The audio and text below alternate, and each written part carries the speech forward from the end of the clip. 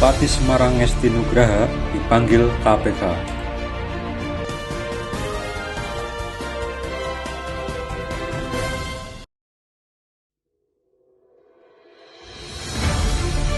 Sejak tertangkapnya Juliari Batubara terkait korupsi bansos oleh KPK, KPK terus menelusuri aliran duit suap tersebut.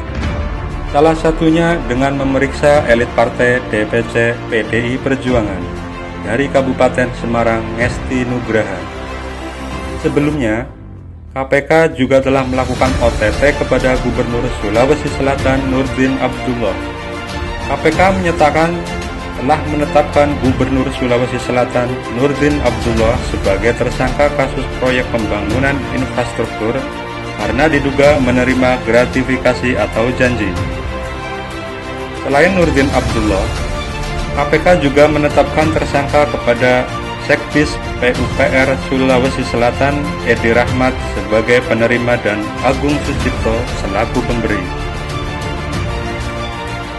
Bupati Semarang yang baru saja dilantik ini mengatakan bahwa ia siap memenuhi panggilan Komisi Pemberantasan Korupsi atau KPK. Ia sebelumnya dijadwalkan memenuhi panggilan KPK untuk memberikan keterangan sebagai saksi kasus korupsi atau dugaan suap pengadaan bantuan sosial bansos COVID-19 pada Kamis 25 Februari 2021. Namun demikian, ia tidak bisa memenuhi panggilan itu dan meminta penjadwalan ulang. Kemarin saya mengajukan penjadwalan ulang terkait pemeriksaan itu, dan itu karena bertepatan dengan acara pelantikan saya sebagai Bupati terpilih bersama Pak Basari sebagai Wakil Bupati Semarang terpilih, Belas Ngesti. Disinggung terkait pemeriksaan KPK itu, Ngesti enggan banyak berkomentar. Ia juga tidak mau berandai-andai dengan pemeriksaan tersebut. Kan belum tahu bagaimana, kita taat hukum saja dan akan selalu taat, ujar Bupati Semarang. Panggilan dari KPK untuk Ngesti Nugraha tersebut terkait kasus pengadaan bansos COVID-19, sudah ada 5 tersangka yang ditetapkan KPK dalam kasus korupsi itu. Selain mantan Mensos Juliari Batubara, KPK juga menetapkan pejabat pembuat komitmen PPK Kemensos, Mateus Joko Santoso dan Adi Wahyono sebagai tersangka. KPK juga menetapkan 2 pihak swasta yang diduga memberikan suap sebagai tersangka, yakni Ardian IM dan Heri Van Sidabuke. Sementara itu, Ngesti resmi dilantik sebagai Bupati Semarang oleh Gubernur Jateng Ganjar Pranowo. Pelantikan tersebut berlangsung di Gradika Bakti Praja, Kota Semarang, Jumat pagi. Ngesti Nugraha memang kurang familiar sebagaimana bupati-bupati yang lain. Berikut ini adalah profil dari Bupati Semarang yang dipanggil oleh KPK, Ngesti Nugraha.